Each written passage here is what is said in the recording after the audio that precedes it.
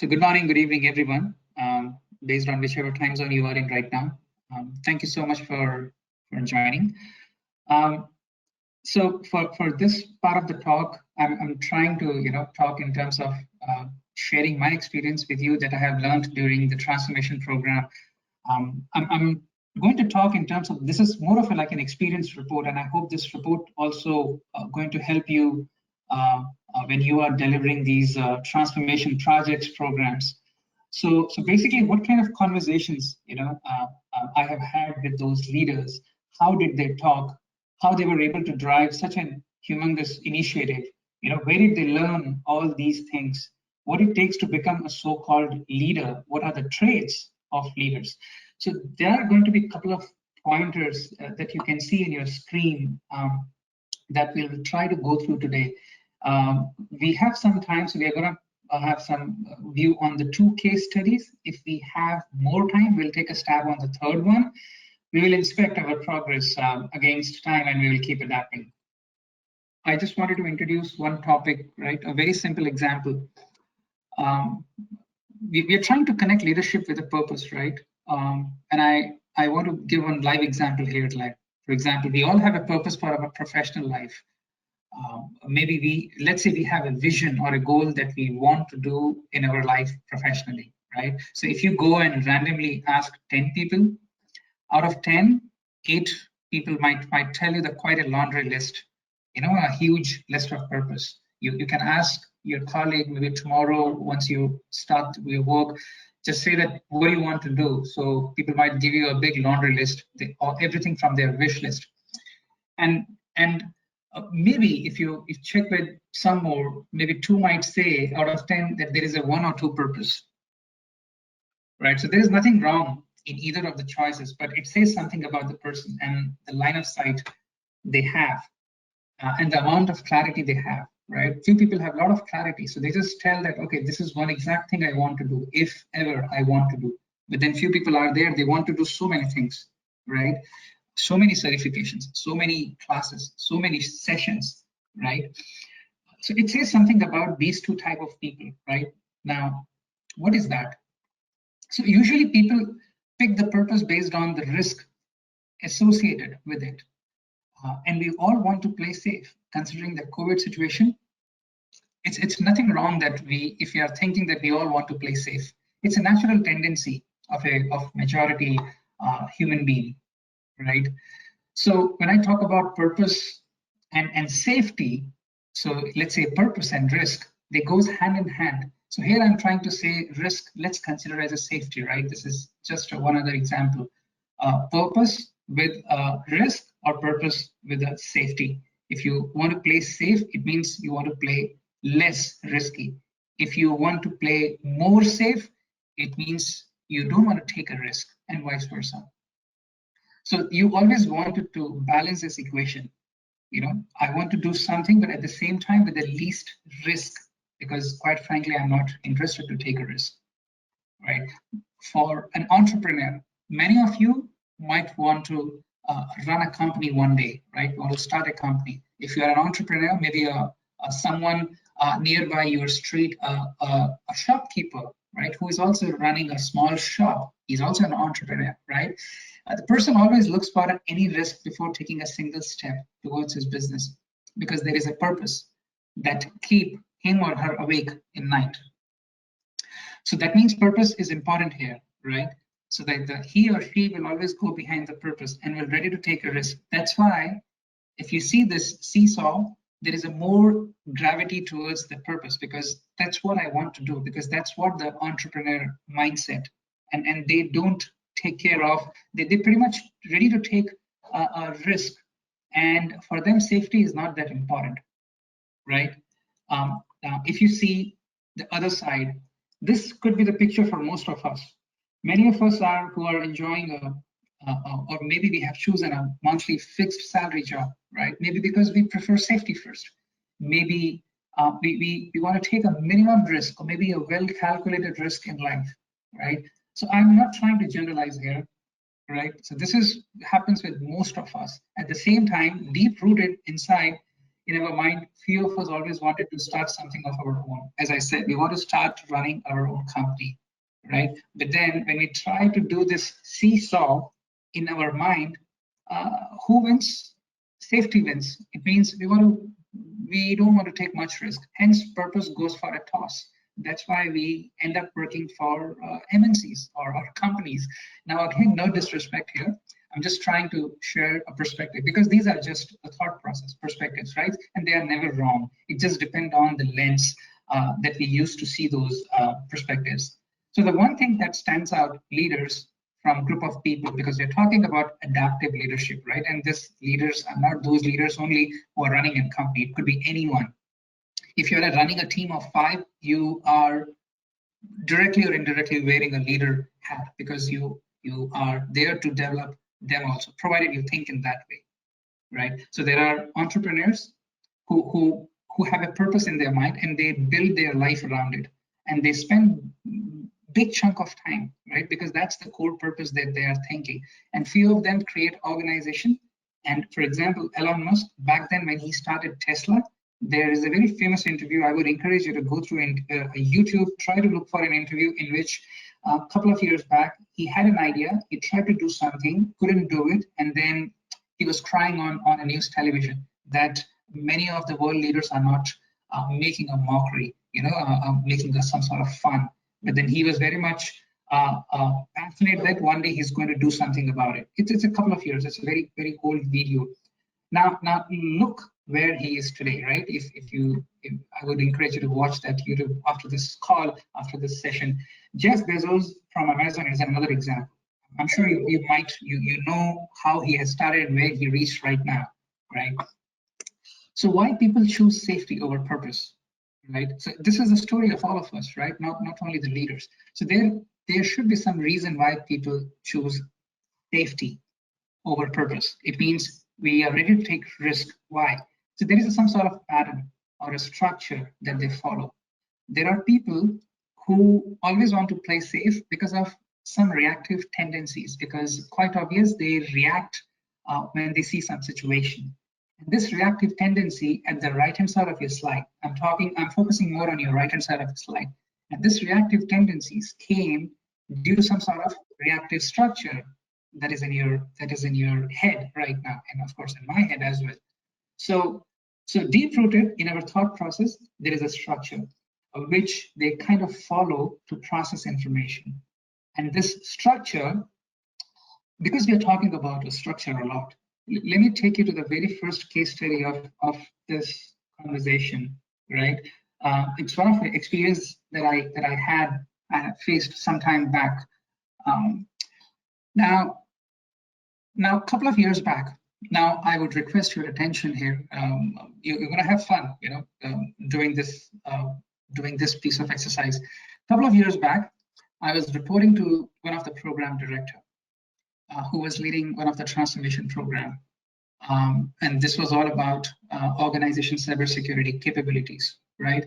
We just want to make sure that 70,000 endpoints in an organization are protected from the data leakage, because it was a healthcare project. So that's why it was a very critical and important, right? Simple case. I was reporting to someone who was running this whole big initiative. Okay, now on a Friday evening, usually this person never calls, but it was very rare that something happened and I got a call Friday evening, right? And the call started with a one statement that there is a big problem. Let's have a face-to-face sync up if you are still around. Now, it usually takes 3 minutes for me to go from 18th floor to 4th floor. And whenever you think, if you get a call from your manager or your super boss, who rarely calls, right? Specifically when it is a Friday evening, right? So it takes 3 minutes for me to reach 18th to 4th floor. So there are multiple thoughts that are running in my head. What are those thoughts? I'm sure, you're gonna correlate. Did he found that I'm looking for another job, right? Or did any team member resign, or someone deleted the UAT server? Usually it happens, right? We do a clean slate by mistake, right? We don't know. Or some data leakage happened because this is a cybersecurity project. So something happened, right? Something nasty happened because I don't get such calls and he's talking, there is a problem. Very rare. Now, all kind of thoughts that I started getting in when I was trying to go and meet this person. Now, when I was trying to reach his bay and then go inside the meeting room, this person exploded and said that there is a problem. There's a big time problem. I said, what's the problem? Then he said that there is a management dashboard report that you have delivered last week. It seems customers are not able to see what 415 team members this whole subdivision is doing. So I said, then what is they want? Then they said, and then my manager said that they are looking for an hourly burn down report. They're looking for some sort of report, a modified report, which can tell what these guys are doing. I said, that's it? That's all they want? They said, yes, that's all they want, and they want it very urgently. So he has been very furious, right? And then he was telling again and again, a management report, right? A typical manager style, right? You go cranky for something which is just a report instead of, it would have been understood if you're talking about the value, if you're talking about the product, but it's okay. It's a conversation for some other time. So what I'm trying to say here is there are types of people with whom we interact on a daily basis who start their conversation using the statement that, hey, there is a problem. And they will talk about those problems, their fear, and then they will share the reactions. So basically, they will ask you a question, and the good thing is that they will tell you the answer. So now the question is, are you such a person? Or if your team members always come to you and say there is a problem, and then they wait to hear from you? Or do you have a similar manager who also start the conversation that, hey, there is a problem, right? So that's what this adaptive leadership is all about. So that's why I said this is more of like a case study in which you try to feel if you're doing it or if you are surrounded by people who are doing it. So, okay, coming back to the case study, right? So so the question here is, do you have such and such people in your organization? So there's a founder, Bob Anderson, right? Of course, all credit goes to him because he has founded the leadership survey profile. So this very thought process, the structure, the explanation is coming from him. So Bob Anderson called this particular scenario that we are talking here from last 5 minutes a vintage reactive structure. Means someone goes in a reactive state when the person see a problem. Now look at the bottom right hand side. Most of the time they solve the problem. So in this particular case, when the problem grows, you see that the circle reactive structure, there is a circle, right? So there is a problem grows, people swing and they feel fear. So they feel threat. Now, because of this fear, they react. And that's where the reaction comes in the picture. So in this case study, what happened? The manager got a call from someone or maybe a stakeholder. So the whole information has been passed on, right? So anger has been passed on. There one reactive a thought process has been passed on to a manager and then manager has passed on to me. Now, if I'm also following the same reactive thought process, I have a subordinate of 4 and 15 people, I'll go and I'll bash them, right? Because we need a report. So the point here is people are very good in reacting and they work best of their capability when we all are reacting, right? So most of the time, the reacting thing solves the problem, right? So if you are looking at the results of the people performance over time, the pattern of the performance goes like this. So now you can see there is a sine wave at the bottom right hand side, the sine wave, right? So what happens here is your performance goes ups and downs. Why? Because if a fear goes up, the reaction goes up. And when the reaction goes up, you do something about it. You try to solve a problem. And when you solve a problem beautifully, the problem goes away. And when the problem goes away, we all take a chill pill, right? That's it, it's done. Now we will wait for 2 more weeks. If something exploded, then only we will work. So what's happening to the tendency? So to continue, it's like a continued reaction, right? So that's why it's a circle. If there is a problem, now look at the circle above sine graph. If there is a problem, there is a fear. If there is a fear, you react and you try to do something about it. Now, there is a reason why few development teams work their best 1 month before go live.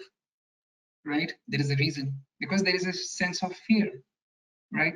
Now, there is a reason why we all have studied one day before our board exams, university days, right? Reading all in one, 4 hours before the exam, not sleeping throughout the night, starting at 1 a.m. in the morning, finishing the entire books by 6 a.m., and then 9 o'clock we go for an exam. Because it's a reactive thought process, right? And we work at our best. That's what is happening in the UAT. That is what is happening in the business sign-off testing. Now, the question is, you can imagine the impact it creates if we have such a leader who is leading a transformation program, or if you are such a person who is leading a team of 10, or maybe 100, or maybe a team of 1,000, right? So this is where the cultural forms. Now, when we are talking about adaptive leadership, there is a reason why the word adaptive is there, right? Because these are the people who work their best at the reactive mindset, right? So now let's have a look what happened at the left-hand side. Now this is going to be more fun. Now, left-hand side, if you see, the natural motivating energy is what? A passion, a commitment, excitement. For some reason, there are a few people who are always excited about the project, right? God knows why, but they are very passionate. Now, here people care about the future, that they want in an organization. So the conversation always starts with the 2 words. So if you are a kind of person who talks with the words like purpose or vision, or if you have your team members who are talking purpose and vision, trust me, you are a blessed person who are working with them. And if you have a leader who's talking purpose and vision, you are at a very good place. Now, there are some great project managers and leaders who always emphasize on big picture. Now you know why they always emphasize on big picture, because they are trying to draw a picture so that you can see the purpose behind it, the vision behind it. And if there is a problem, they discuss, they run experiments, hypotheses, they inspect, they adapt, because passion is the driving factor. They don't want to leave the company. They want to make sure that the product becomes better and better, and the culture also becomes more interesting as and when they work. So then they take action, and then that is why there is again a closed feedback loop. So every time we finish one cycle, our performance becomes better, right? Sprint by sprint, iteration by iteration. So now there is no sine graph. You can see at the left-hand side, the graph is kind of a straight line, inclined line, right? There's a slope. Why? Because every time you do something, you're improving. And then again, you run another sprint, you are improving day by day. Because what is there in your mind? A passion. There's a purpose. You are not trying to solve a problem just for the sake of it. You are doing it because there is a passion. There is a commitment. There is a focus in your thoughts. And that's why you're doing it. That is what the creative structure is all about. If you are doing such and such activities with your team member, you are amazing. You are a leader who is driving those 10 team members, or maybe 100, or maybe in a couple of years 1,000, because there is a reason. There is a thought process, right, which complements our entire agile leadership. That's how the people are running the entire big time initiatives. Now, there is one more thought that I would like to share before I go to the next slide, that you might be thinking why we have people who have a creative thought process, and then we have some of the people who have the reactive thought process. Why? Now, this is where I will try to introduce with another great, I would say, a founder person, Rob Keegan, because he is talking about the adult stage of consciousness. So there are stages of adult development that we will see in the coming slides. So what is the takeaway from the very first case study? What are we trying to talk about here is, first thing is the structure determine performance. So there are 2 structures of your mind, right? Maybe a reactive or maybe a creative. Reactive, bottom left-hand side. Creative, top right-hand side. If you see a middle image, that is coming from a leadership circle profile.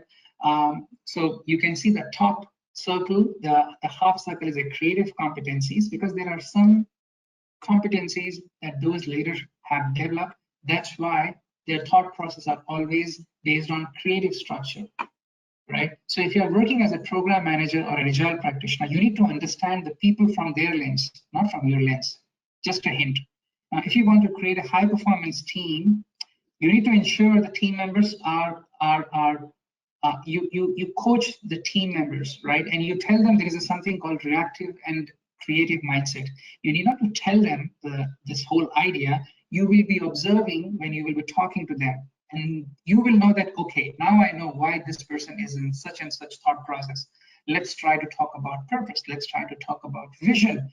Try to have more informal communication so that you can bring the person on board, right? So the question first comes to you. You need to know about yourself first before you go and talk to others, because we all wanted to change the world, but we don't want to change ourselves, right? So this whole talk that you have witnessed so far in the last couple of minutes and the next couple of minutes is all about developing self as a leader, right? We are not going to develop others if we are not able to develop first ourselves. So that's the thought process. Okay, how do we transition? It's a big road, right? The question is that the first hint here is first find yourself, be authentic. If you don't know, don't fake. Just raise your hand and say you don't know. Very simple.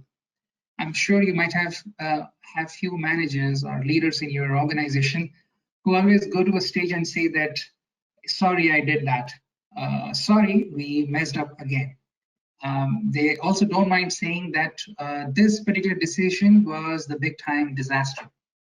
They just tell you everything, right? And you love listening them. Why? Because they are practicing being authentic. We all want to be authentic, and we also want to hear from someone who is not faking or who is very authentic, right? If there is a mistake, we all know there is a mistake, but very few acknowledge. And the moment we see the person is acknowledging, that's where it brings a trust. If the person can say sorry, I can also say a sorry. If my leader says he made a mistake, come on, it means I can also say that I made a mistake, right? That's what is the biggest learning that I had when I started working with few of the people, and I started noticing this is what's happening. Okay, so we are trying to wrapping up this first case study because this is a journey from reactive mind to the creative mind, right? As I said, in the next couple of minutes, you will be listening all these things. And as I said, this is an experience report, right? You will be listening everything that it can help you. It may help you developing self as a leader, right? So once you self internalize this, then you can give hand holding to your team members.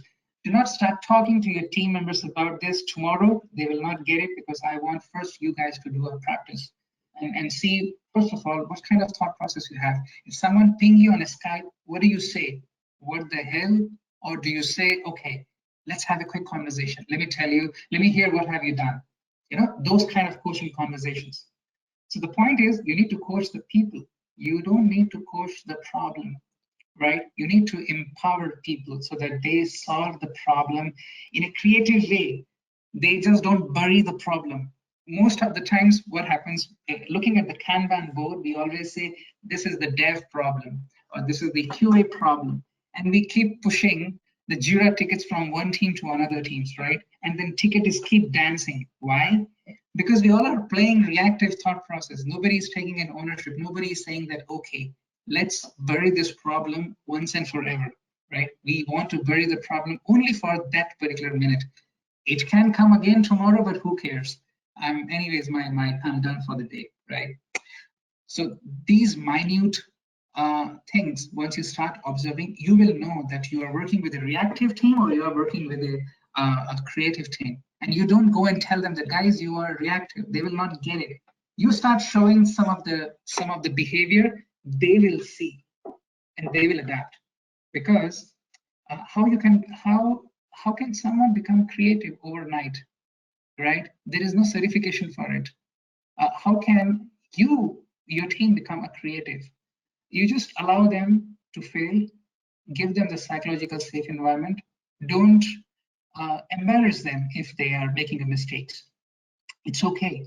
Allow them to speak in a sprint review so that they will take an ownership. They will also feel that, okay, they're important. Most of us are doing, but still there is some gap. So you don't become creative, as I said, by doing some Agile certification course. No. So you should be like a pinch of salt, right? Too much of salt spoils the food. And if there is no salt, the food is anyways is dead, right? So you are that kind of person, right? Who try to make sure that it's a subtle balance in your team. And then the moment you see the traits, the characteristics of a reactive nature, you got to work.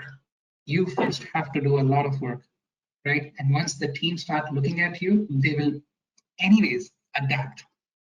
Okay. So congratulations. We just finished our first case study. Let's take a stab on the second one. Okay. Okay, I just thought to quick check the time. So here it goes, the case study 2, right? Now listen it like a story, right? And try to connect with it.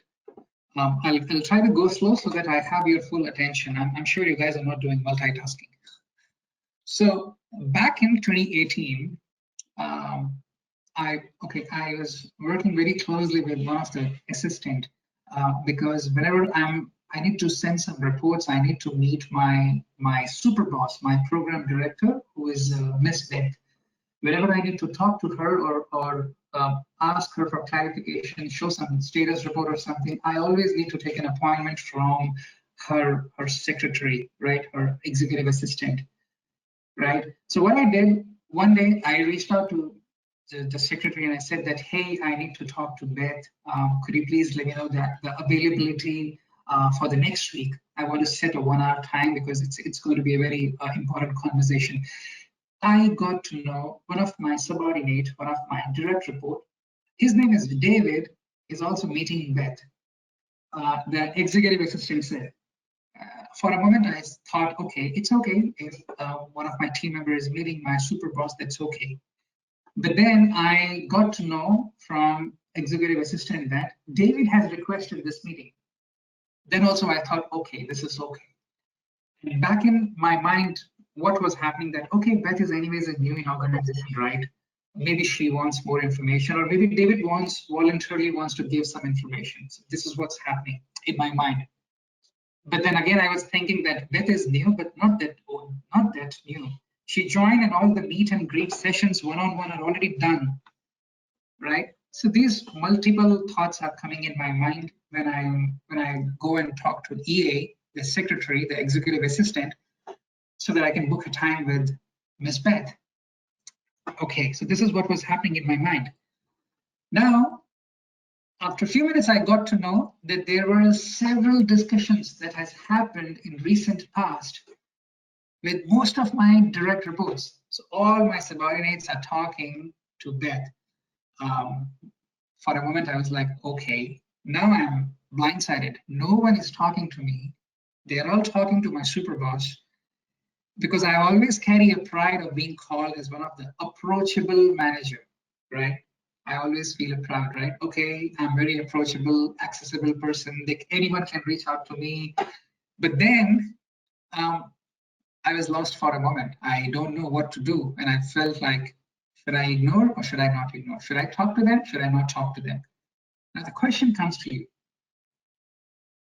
How I'm going to react or respond when you are in my situation, right? Or when this was a scenario in your real life, right? What you are going to do. So I would encourage you to use the questions box or maybe a chat window and just say A, B, C, D, E. Because I don't want to spend time on the mentee. I'm not sure whether mentee is working or not, but then I would like to see your responses in the question box or maybe in a chat window.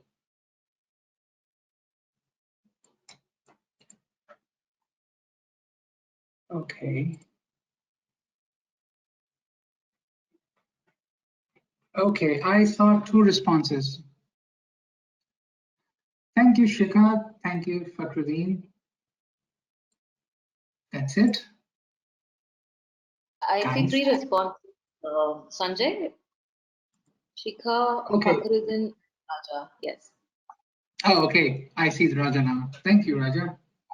Attendees, I encourage you to share your responses to make the webinar more interactive. So feel free to type in the questions tab. Yeah, now I'm monitoring both chats. So wherever I see, I will know that, okay, people are responding. Otherwise, I will, I can have a conversation with Raja, Fakhruddin, and Shikha directly. Okay. CDEDC. Okay. Okay. Okay. 2 people said D, 2 people said C, and there is only one E. Now I'm sharing this so that you also have a benefit what others are thinking, so that you know what you have picked up and what others are thinking. So I will repeat. 2 people have selected C, 2 times D, and 1 time E. Okay. So let's proceed with this one. 2 times C. I will set the boundaries in team so that it becomes a professional decorum can be maintained in a team. Okay, I understood. And 2 people said this must be encouraged as this is where learning culture cultivate in organization. Okay, so someone is very agile in the session now, and someone said none of the above. Okay, okay, this is interesting. So to answer this question, we all know that, right? Leadership is something that you do and that will make you a leader, right? This is not a title, right? This is not an entitlement that you get. It's the act that you do, right? It's the stance that you take. That is what makes you a leader. So I will not tell you because I myself don't know what's the right answer, but back then I have always thought, because it was a more of a projectized environment, right? So if you wonder what I did, I have set up a conversation with David. I did B, right? Because it was a more of like command and control environment. I will not say command and control, but it was a very governed organization, right? If there is a one conversation with the super boss, that's okay. Second, third, why? That's how it goes, right? But I would say slowly we are taking a step towards the practicing servant leadership. So this particular question may be very much specific to a specific scenarios, right? Because if you talk in terms of how defense organization work, we all know what would be the next step. And we also know a startup company where everything is very much approachable, they quite frankly don't care. Right? You can just walk into a CEO room, knock and say that, hey, let's have a coffee, because that's the open culture of a startup, right? So yes, to answer this particular question, this is very much specific to a scenario and the kind of culture that cultural organization that you're working in, right? So now, let's go to this slide. Now this slide, I request your attention because this is very important. You can use this slide for even when you're talking to your team members. This is the core of adaptive leadership. This is the Roth-Tegan model that I was talking earlier. You remember I was telling about the case study 1, why people are reactive in nature and why people are creative in nature, right? So that was a question, why? So let's try to address that why with this particular slide. Now this slide has so many things, so let's try to break it. Now I want everybody to see a first row. The first row, don't see anything else because it's too much. So as per Roth-Tegan, right, because this is the life work of Roth-Tegan, he has done a lot of work on this particular model. We'll try to summarize in a couple of minutes. Let's see. So the first order of state of Tegan stages that he says as per the adult stage of development. If you look adult stage of development, hit Google, you will see this slide. So don't worry about it. The very first row talks about impulsive stage. Now, this is all about impulse. Now, what is impulse? It's like a sudden desire.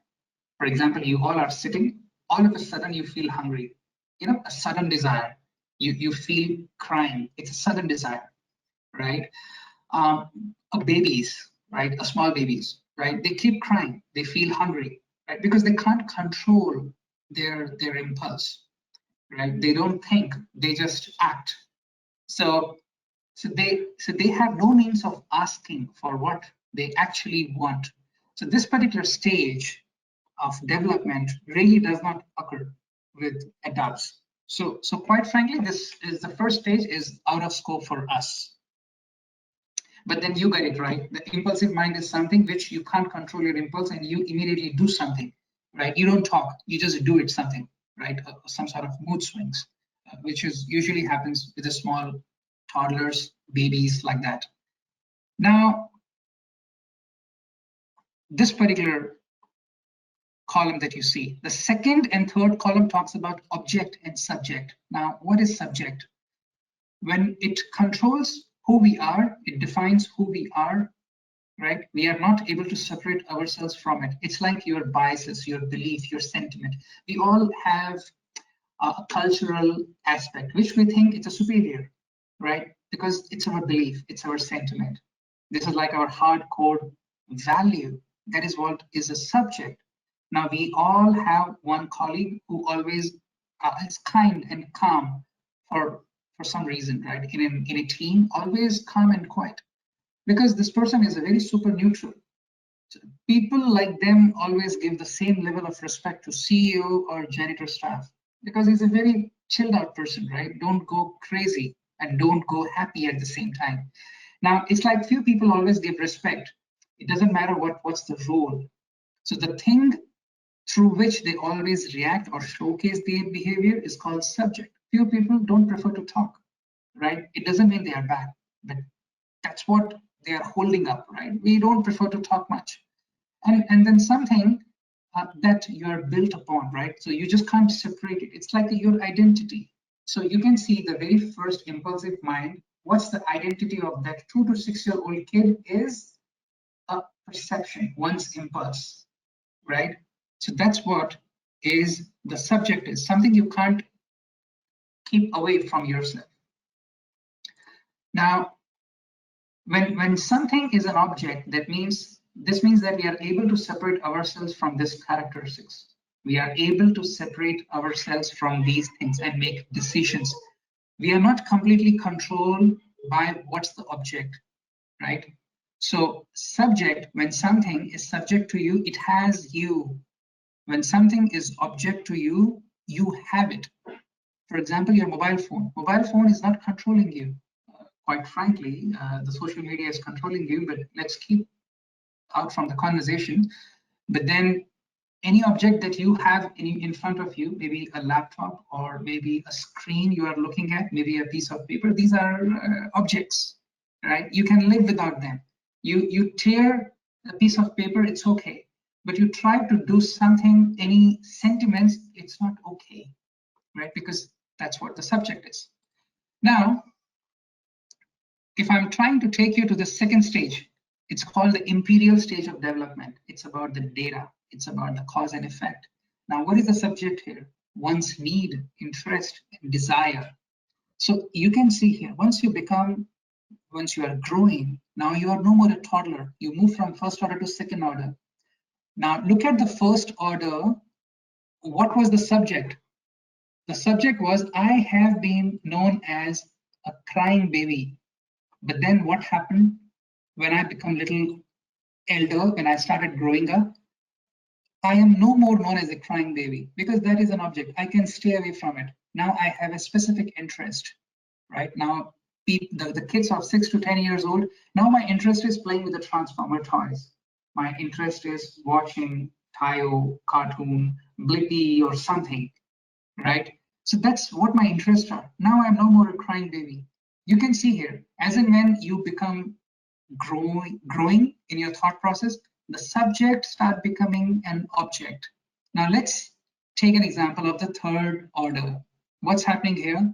Now you are known as a kid who are playing with the Transformer toys, right? Or watching a lot of videos. Now once you become like an adult, a socialized mind, now that becomes your object. I don't quite frankly care about the toys now. Now what I'm more care about, interpersonal relationship, mutuality, If I go to a college, if you have a grown-up kids, you will know they care more about the friendship now. They care more about their acceptance in a society, like social media. How many likes I'm getting, right?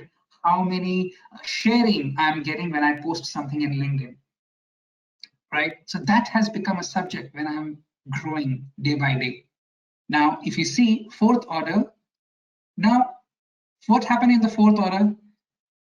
This part has become an object. Now I don't care. I stop using Facebook, I stop using LinkedIn, because now I know they are just waste of time.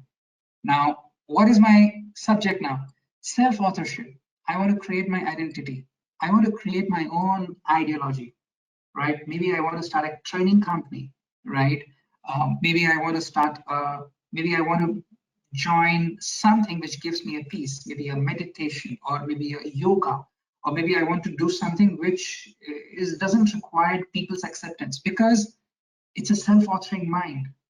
I realize that I'm not born to make others happy. I'm born so that I can do something good for society and make myself happy. That kind of ideology, right? That's why it says self-authorship. Now, once you reaches the fifth order, you quite frankly don't care about self-authorship. It becomes an object for you. You can live without it. Now, what has happened? Now you realize that there are many ideologies exist on Earth, in fact, in the universe, and you start accepting everything. You came out from that egg, or I should say that the square box. People always say, right? Come out from that box, out of box thinking. Now, fifth order is literally you came out from the box, right? We always keep telling to our others, right? Come out from the box, come out from the box. So this person who reaches to a self-transforming mind, it says usually it happens at the 40 years age. No, but that's okay. It's a conversation for some other time. But you get it, right? As and when we are becoming older day by day, or we are growing, I should say growing, not older. Let's respect all of us. As and when we are growing, right, our subjects are becoming an object, because now I am no more called as a crying baby. I am no more called as a transformer toy baby. I'm no more called as a Facebook kid. Now I started knowing as I know that I acknowledge there are multiple thought processes exist in this world, and I respect everyone. This is what Rob Keegan is trying to explain as adult stages of development. We try to cover, we covered this in a couple of minutes, but this is the life work of Rob Keegan. I would say after the session, whenever you have peaceful time, read about it. You will love it, and because I'm running this exercise as a workshop with my teams, and they are loving it, because they started knowing that within the team of 10 team members or 15 team members, although we all are growing, but then we all have one person in our team who is a crying baby. We all have one person in our team who is thinking out of the blue, right? Because he or she started acknowledging that, okay, you might also be right. Okay, you might also be right. And we always say, hey, why always you say yes to boss and you always say yes to us? Can't you take an intermediary yes? Then the person will say, hey, I can't explain you, but you also sound logical. Manager also sound logical. So they are already at the level 4 or level 5, maybe. But then there are a few people who are grown up, they are still at the level 1 or maximum level 2. There is a reason, right, why in our office screen somewhere the Facebook will also open, and then we are also working in our stuff. Okay, let's go. You got the point, right? That's what I'm trying to say. Stages of development. Okay, now this is another view. Now I'm trying to summarize the previous slide. So the leaders who always inspire, they talk about vision. Because they want to develop passion in the teams, right? Because end of the day, if you do this, you are directly or indirectly building a creating competency, right? Which is the 4th stage. So now let me highlight this so that I will try not to confuse you much. I'm focusing on this one, this middle box. Now, what does this mean? This box, in our case study 1, I have been talking about creative and reactive. Now, when I talk about the creative, it means I'm talking about the stage 4. Now I'm marrying two thought processes. Bob Anderson came up with that creative and reactive structure, and then Rob Keegan came up with this picture that you have seen in our previous slide. Let me take you there. 1 second. Okay. So yeah. So I was talking about this one. This is the Rob Keegan's work, and the seesaw, if you're able to visualize, that was our that is the thought process coming from Bob Anderson. Now I'm trying to say is I'm trying to marry these two thought processes and giving you a perspective that what am I doing? I'm trying to inspire people, and just saying inspiring people is not enough. You need to tell them the vision again and again. Talk about the vision in a sprint planning. Talk about the vision in retrospective. Talk about the vision whenever you have a formal informal break. But they shouldn't sound like that you are always a bossy, right? Have a friendly informal conversation, right? Try to develop a passion. How do you do it? There are many workshops that you can do to develop a passion. But the point is, you got to inspire them. You got to do something about it. Then only the creative competencies will be created, which is as per the Rob Keegan structure. This is the 4th level. Now you can see all over. Now this is the fun part. Level 4, we have only 35% population, right? Self-authoring mind, 35% population. Socialized, we have 58% population. Now try to see here.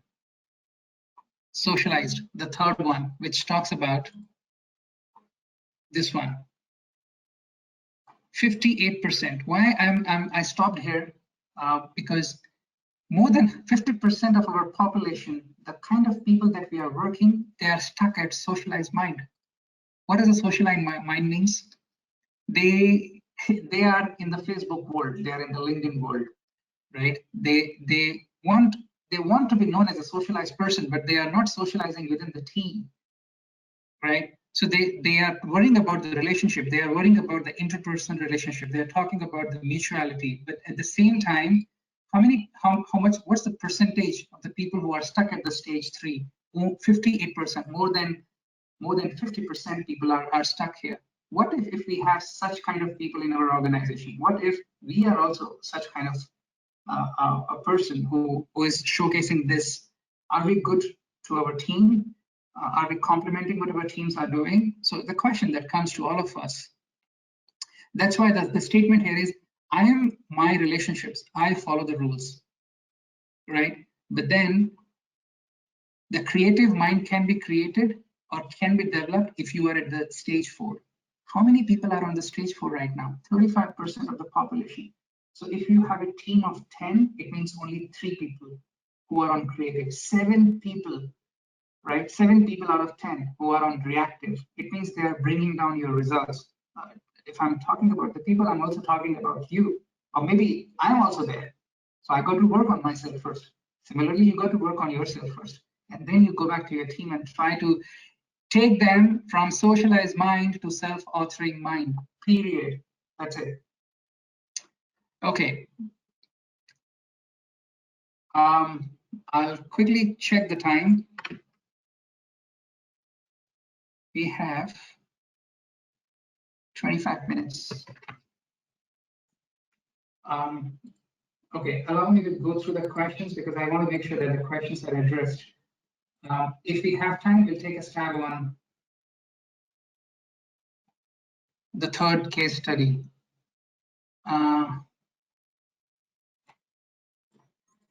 Okay. Give me a second. It's showing. So how do you respond to management? This was a serial life. It shows how you're doing responding management. Okay, the question is showing up. Same as about even for refreshing re-entry in the code. Yes, I realized that only was in important challenge. Connect with the team. Yes, we can political. Okay, I don't see any question here. Shruti, do you see any questions coming up? If no questions so far, I will. Maybe we can talk about. How do I take everyone together if the team is spread across? Okay, thank you for Pradeep. I see your question. Okay, How do I take everyone together if the team is spread across? When you say team is spread across, do you mean distributed team? If the answer is the distributed team, then you need to have a conversation with your team members. Try to have a conversation with entire team. Try to have spread across these stages. Okay. Spread across these stages. You need to work with them one at a time. Don't club them together, because the people who are unsocialized, they will not get it when you are talking about self-authoring, right? Because they are the different. So what I have done here, first I have worked with, let's say out of 10 people, 3, I realized that they are very much reactive in nature. So let's say they are at the level 3. So when I'm telling them that this is how they need to complement with the team members, again and again, I'm trying to give them the ownership. It's interesting, please go ahead. Case study 3. Okay, Anish, give me a minute. I just want to answer this Fakruddin's questions.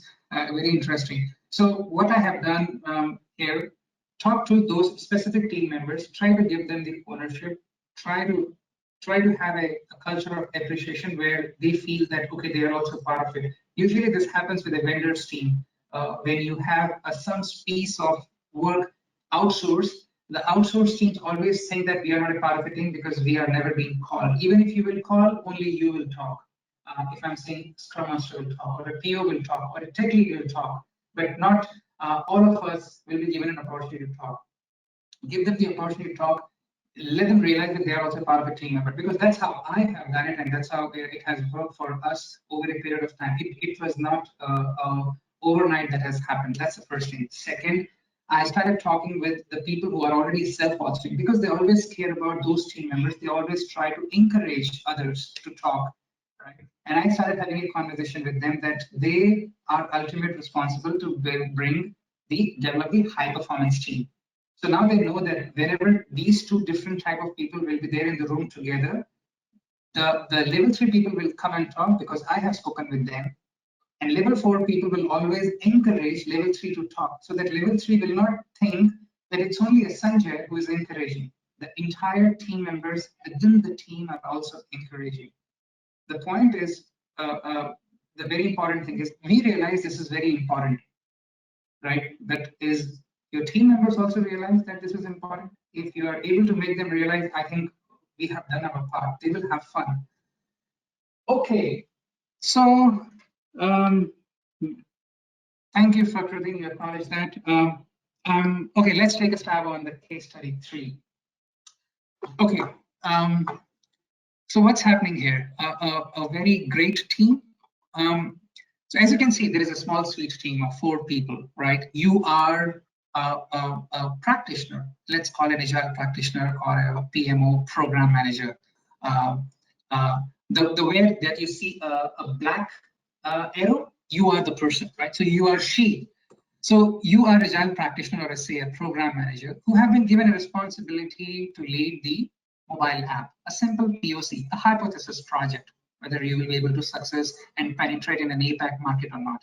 So what you did, you brought 4 department heads together in one room, and you are trying to disclose this is what you got to know from the teams and from the sales teams, from the accounting team.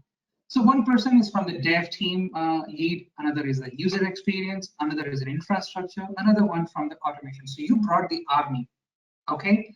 Now, and you all individual leads have a team members who are backing you. So 10, almost like 40 team members for an instance, right? And as I said, the one that I'm highlighting, that is you.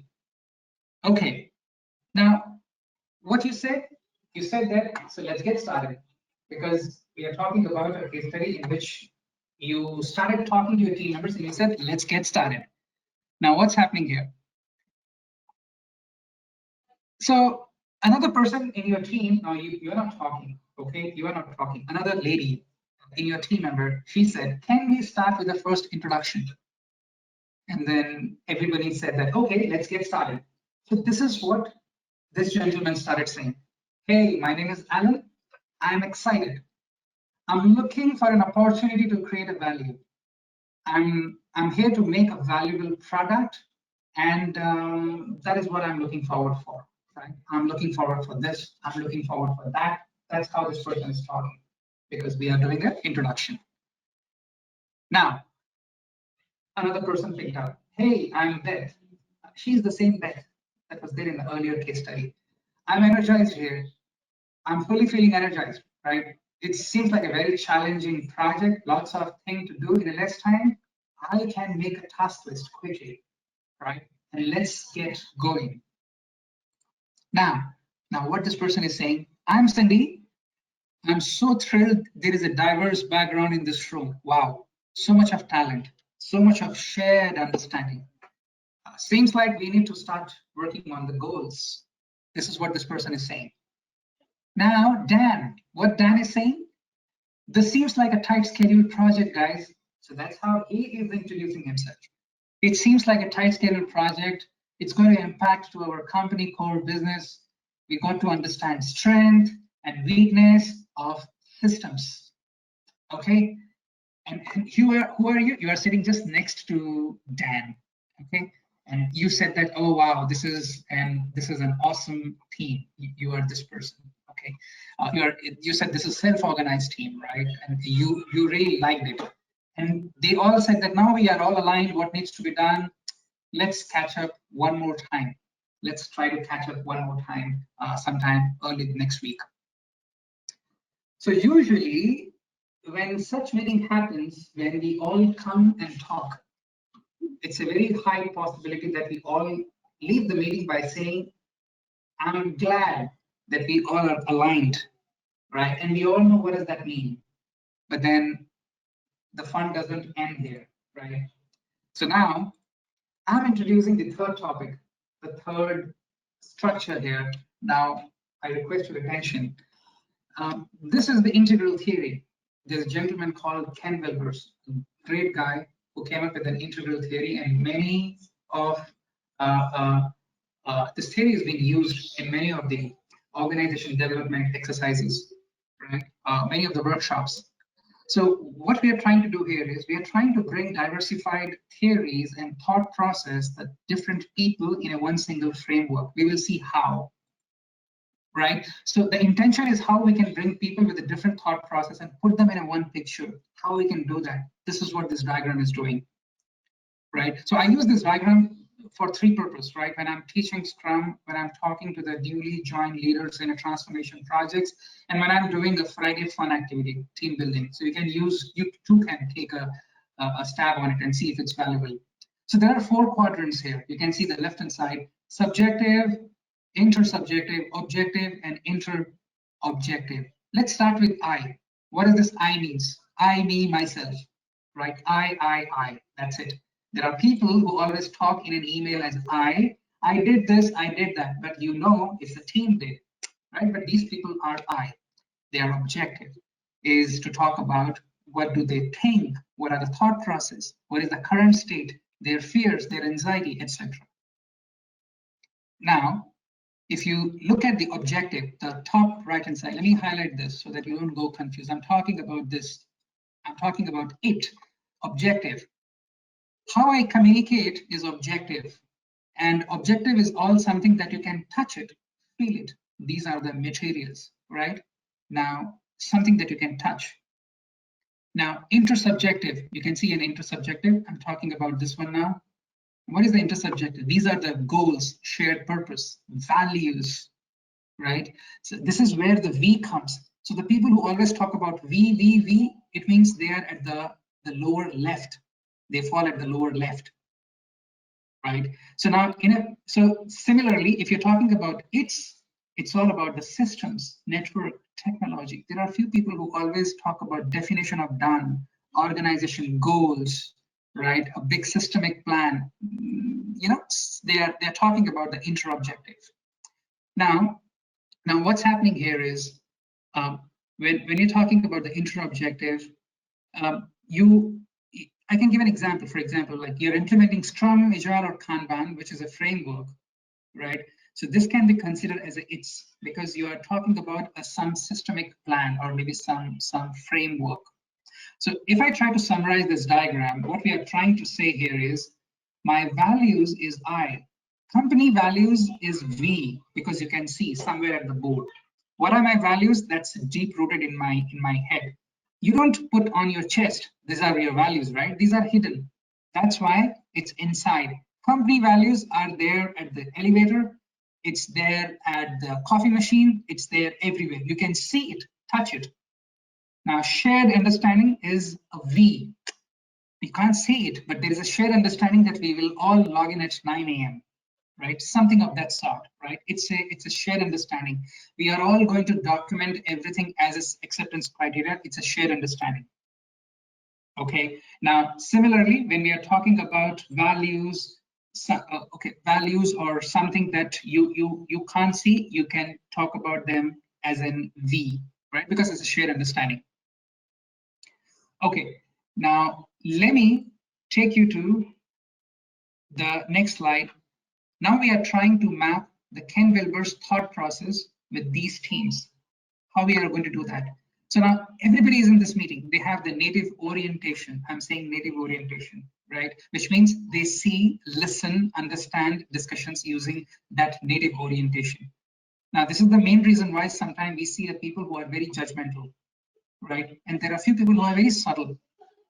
Now, here you can see someone talks about a lot of inner experience. It means I, right? When you talk about the inner experience, that's how Dan was saying again and again, right? Was it a Dan? Okay, we will see the name. Alan, right? He was saying again and again, I want to do this, I want to do that, right? Someone keeps talking about the relationship, right? So that was another person. Then someone talks about the action. Hey, let's take a notes quickly. And then someone who always talk about the systems. So we are talking about the native orientations when I'm trying to connect with them at the same time with the Ken Wilber's model, right? So this is what I'm trying to do here. So why this is important for us? Why this is important for us? Because as a Scrum Master or Agile practitioner, now I need to understand why some people look for the big picture, why some people always talk in terms of I, why some people emphasize more on definition of done, why some people emphasize more on company values, the shared values, right? So now let's see what others were thinking in the meeting room when Cindy was introducing. Now you can see here. Now see here. Now this is going to be fun. When Cindy was introducing, this is the Cindy introducing. Diversified background, so much of talent, shared understanding goals. What is Alan thinking? Now we are thinking from the Alan's mind, right? Spending more time and talking obvious things, it's boring. Now, when Dan was introducing himself, what was Alan thinking? What Dan was talking about, system, strength, weakness, etc. Dan was thinking, Alan was thinking, why analyzing the current system? Why making so much complications? It's a straightforward thing. Why we just can't do it? Now, when Beth was introducing that I'm energized, this is a challenging project, let me take some action items. Alan was thinking, what is you're so energizing about? Right? It's a simple work. Let's do it. Now, when Cindy was introducing, now look at from the Beth perspective. Now, Beth is another person from the Ken Wilber's model. Now, Beth is thinking, wait, do we have time to do this? Right? Because she was talking about let's have the goals created, shared understanding, etc. Now, similarly, when Dan was introducing, Beth was thinking that why do we want to touch the whole system? We will be able to achieve nothing. It's a straightforward. So now you see when someone introducing or someone tries to talk about a project, we always have someone who thinks that this piece of information or this piece of task is important or not important, right? So similarly, if I keep going next, you will keep seeing, right? From that perspective, when Alan was talking about I, Beth immediately thinking, did you just came out from campus placement? You're talking about this a lot of I. Now from the Cindy's perspective, right, when Dan was introducing that he wants to do a lot of strength and weakness of the system. Now Cindy is thinking, what about the people? You didn't talk about the people. Seems like it's important. If there is a one thing that is important in this, project, it's a people, not your damn systems. That's how the person is thinking. Now, similarly, when you're talking about Beth was introducing, Cindy was thinking, hold on, you're going very fast. We did not make a shared understanding yet. You're talking about taking action items. So this is how many people keep thinking when we are talking about the different thought process, and everybody has an objection here. So what's the summary here? So this is the one important concept that comes under adaptive leadership, because you need to develop self as a leader. You don't so that you don't wonder why someone is asking you so many details in a meeting, why someone always look for a big picture, or someone in team go confused when you share a lot of information. There are team members in our team, right, who always say, just tell me what I need to do, and I'll do that Jira task. What is the number? Okay, I'll do this number. Don't tell me extra information. I go scared, because they only worry about their piece of work, and you know that they're very much subjective in nature. Now, similarly, there is someone in your team who always emphasizes on work-life balance, relationship. They are very much intersubjective. It's not written somewhere, but that's how the people depict their nature when you're talking. So the point is, you take your coaching hat, whichever hat for that matter. Ensure there is a common understanding. This is where your leadership skills needs to be adaptive in nature. They need to be adaptive in nature. So now there's a question, right? How do you focus? Which area do you think you have to put a focus when you have a team? I think Fakhruddin already asked, right, some time back, what if we have teams who are spread in different regions? So the point is very simple. You need to start spending time on all of the region, all of the quadrant, talk to the people, and try to tell them that their participation is very much required. So you got to spend time with the people who talk about I. You need to tell them that the how vision is very important. Give them a chance to speak on a sprint review. They have to cover all the user stories, and they will eventually feel that, okay, now they see the big picture. And someone who's not able to talk, try to give them at least one task to talk about it, right? Someone try to give incorrect information, appreciate them that at least to give a try. The person has given a try. Okay, so now I'll skip this one. So the point here is, if I try to summarize, if I try to give the entire perspective, right, what we have gone through so far today is, first we have built a relationship between leadership and purpose, right? We have all understand what is the leadership, and we have also understand the purpose. And there is a seesaw balance that we have seen, right? Purpose versus safety. So think about it, right? Try to internalize that what is the core important for you, playing safe or keep sticking to the purpose for which you are working. Know your iOS. This is not iPhone iOS. This is integral operating system. This is your structure. What's happening in my head, right? For example, I'm talking. What's happening in my head? How I am telling to my team members, telling or coaching, guiding, right? So creative structures or a reactive structure, right? And then I took an example of a Rob Keegan stages of development that I have gone through. The stages, the multiple roles that we had, okay? And then similarly, we have also seen the Ken Wilber's integral model, right? Which was I, it's, we, it, right? So we also need to understand that why some people talk in certain way because of whatever reason. But the point is that you know why they're doing right now. Because if you look back the integral model, there are people who are coming from the different quadrants. They have their native orientation. That's why I'm saying native orientation. We all have our native place, the village that we come from. It's a native orientation. It's a native place. Similarly, in our mind, we always have one preferred place that where we want to spend most of our time. That is what the native orientation is. Staying quiet in a meeting is a native orientation. Talking too much in a meeting, that is also a native orientation.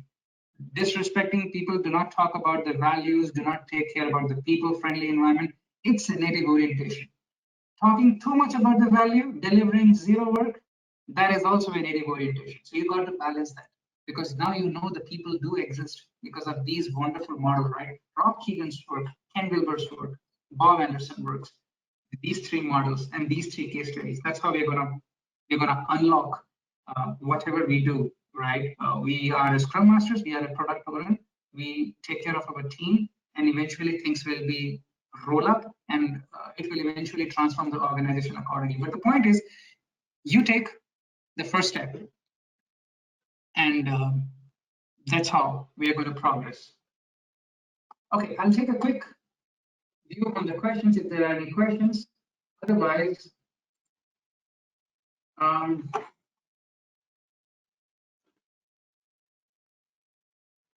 okay, 11:22 focus. Can you please show the complete slide again? Missed the focus area for bottom left. Okay, Fakrudin, if you're still around, let me take you to the focus areas. Yes, this was the slide that I was talking about, right? And you're saying the bottom left. Yes, intersubjective. You're talking about the shared values. You're talking about the relationship, the culture, right? So Ken Wilber's model, this is the model. Why I said focus area of the leaders, because if you're a Scrum Master or if you are someone who has a team, you know that there are 4 type of quadrants, right? And then you need to understand that when people talk in a certain way, refer this quadrant, you will know that why there's such and such people talking in this way, because this person is very much we specific or I specific. And then accordingly, you would know. The next slide after this. Okay, this one. Will the role of project managers convert into a Scrum Master, or will it be totally eliminated from the system itself?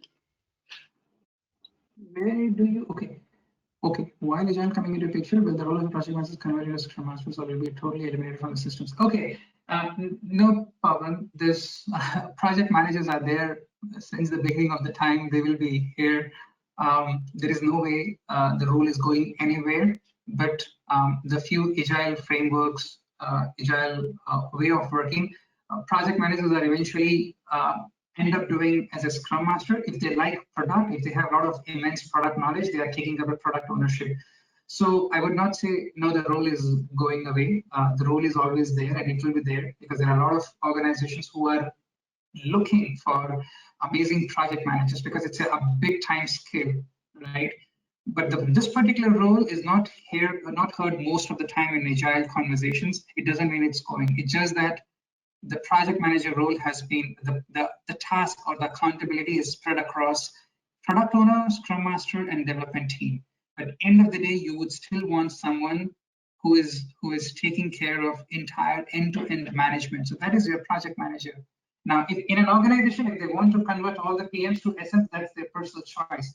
It's not a recommendation, or at the same time, nobody will say that no, it's going to be a typical failure. It's all very much subjective, very much context specific. But then, to answer your question, this role is going nowhere. This will be there. Project managers, program managers, portfolio managers.